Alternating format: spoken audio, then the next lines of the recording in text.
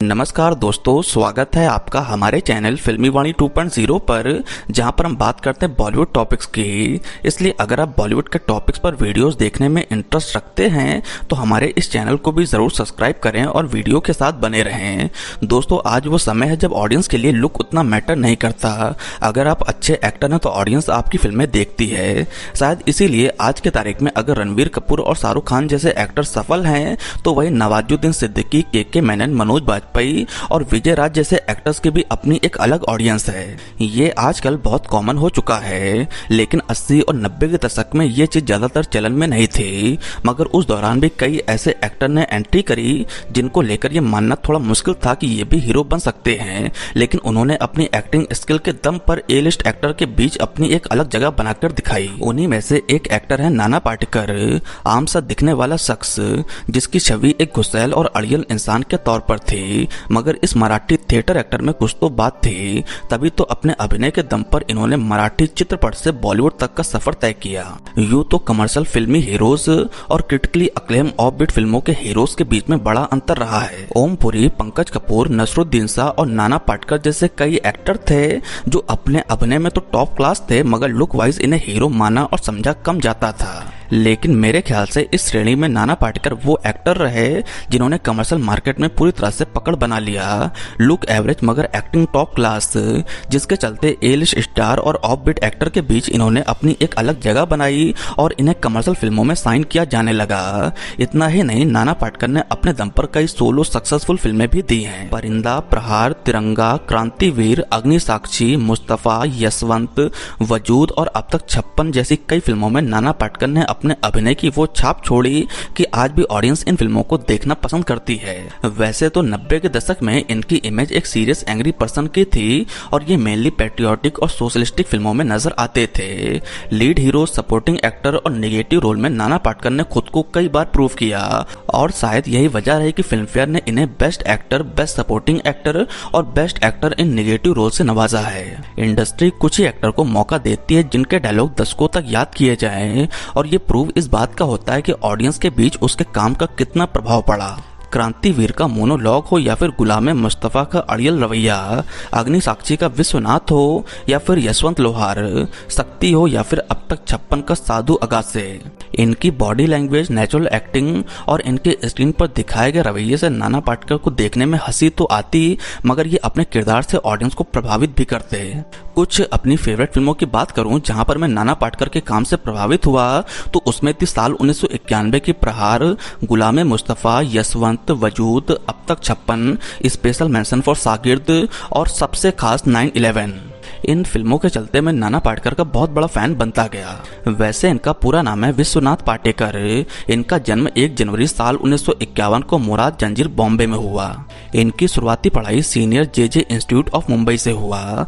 पिता का टेक्सटाइल का बिजनेस था और जब ये 10 साल के थे तब ये बिजनेस पूरी तरह से क्रैश हो गया।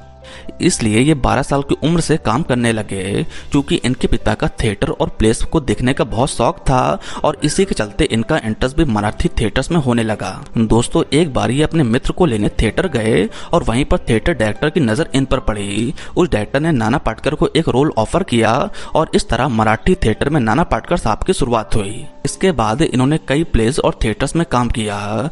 धीरे धीरे ये सपोर्टिंग एक्टर से लीड एक्टर बन गए। आपको बता दूं, नाना पाटेकर साहब का एक प्ले ऐसा भी है जो आज भी 13 सालों के बाद पूरी तरह से कंटिन्यू है। बहरहाल 1978 की फिल्म गमन में इन्हें एक छोटा सा रोल करने का मौका मिल गया। ये एक हिंदी फिल्म थी। इसके बाद इन्होंने कई मराठी फिल्मों में काम किया। उस दौरान British television series Lord Mountbatten में ये नाथुराम गॉडसे भी बने थे। कई मराठी फिल्मों के बाद ये आज की आवाज और अंकुश जैसी बॉलीवुड की फिल्मों में नजर आए।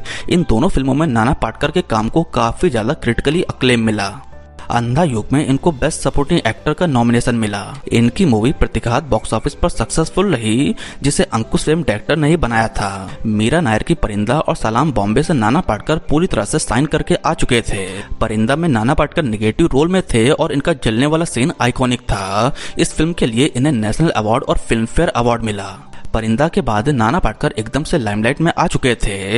इस फिल्म में जैकी श्रॉफ और अनिल कपूर जैसे एक्टर भी थे और सभी एक्टर ने बेस्ट काम किया, लेकिन नाना पाटेकर ने जिस तरह से अपने किरदार को प्ले किया था वो ट्रस्ट मी गाइस बहुत ही आउटस्टैंडिंग था। इसके बाद इन्होंने प्रहार नाम की फिल्म डायरेक्ट करी और ये फिल्म बॉक्स ऑफिस पर कमर्शियल सक्सेसफुल रही। अब तक नाना पाटेकर इंडस्ट्री में मशहूर हो चुके थे कि एक आम सा दिखने वाला एक्टर इंडस्ट्री में आ चुका है जिसका अपना अलग एक स्टाइल है। इसके बाद तिरंगा फिल्म में राजकुमार साहब के अपोजिट डरते डरते नाना पाटेकर को कास्ट किया गया।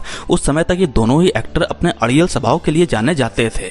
बहरहाल ये फिल्म ब्लॉकबस्टर रही। इसके बाद नाना पाटेकर क्रांतिवीर फिल्म में नजर आए। ये फिल्म भी बॉक्स ऑफिस पर ब्लॉकबस्टर रही और इस फिल्म के चलते नाना पाटेकर को दूसरी बार नेशनल अवार्ड मिला। अब तक नाना पाटेकर की अपनी एक अलग पहचान बन चुकी थी। इसके बाद इन्होंने अग्नि साक्षी, मुस्तफा और कोहराम जैसी फिल्मों में काम किया। एक ऊंचे दर्जे का एक्टर जो अर्ली 2000 तक ऐसी ही फिल्मों में नजर आता रहा, मगर अर्ली 2000 के बाद नाना पाटेकर के काम में और अलग अलग सेट देखने को मिले।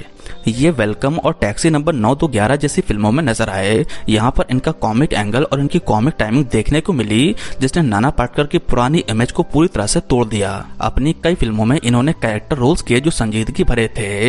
इसमें तुम मिलो तो सही, वेडिंग एनिवर्सरी और तड़का जैसी फिल्में भी देखी जानी चाहिए।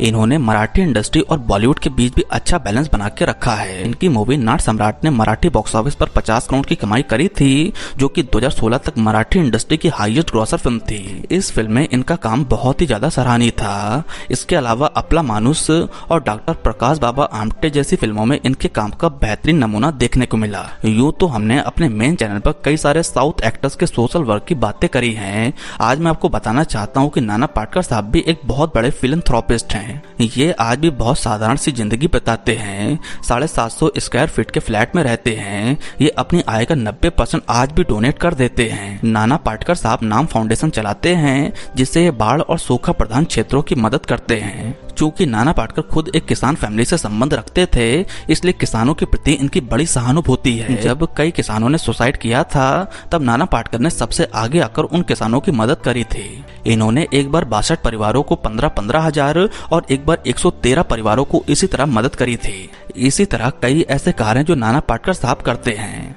इनकी पत्नी का नाम है नीलकांति। दोस्तों, बहुत ही कम उम्र में नाना पाटेकर साहब ने अपने पिता को खो दिया था। इतना ही नहीं, नाना पाटेकर साहब अपने बड़े बेटे को भी खो चुके हैं और मुंबई बम ब्लास्ट में इन्होंने अपने बड़े भाई को भी खो दिया था। फिलहाल इनका एक बेटा है मल्हार और नाना पाटेकर ने उसको लॉन्च करने से पूरी तरह से इनकार कर दिया था। नाना पाटेकर का कहना था कि अगर तुम्हारे अंदर टैलेंट है तो अपना रास्ता खुद बनाओ। ये बहुत ही राष्ट्रवादी छवि के अभिनेता हैं और मैं पर्सनली इन्हें काफी ज्यादा पसंद करता हूँ। तो दोस्तों, ये रहा पद्मश्री विजेता नाना पाटेकर साहब पर हमारा एक डेडिकेटेड वीडियो। आपको हमारा ये वीडियो कैसा लगा आप नीचे कमेंट सेक्शन में जरूर बताएं। साथ ही साथ नेक्स्ट अब आप किस एक्टर पर वीडियो देखना चाहते हो ये भी नीचे कमेंट सेक्शन में जरूर बताएं। आपसे रिक्वेस्ट है कि आप 80s के एक्टर्स का ही नाम सजेस्ट करें। तो दोस्तों, अगर आपको मेरा वीडियो पसंद आया हो तो प्लीज लाइक करें, कमेंट करें और मेरे चैनल को सब्सक्राइब करें। आपका बहुत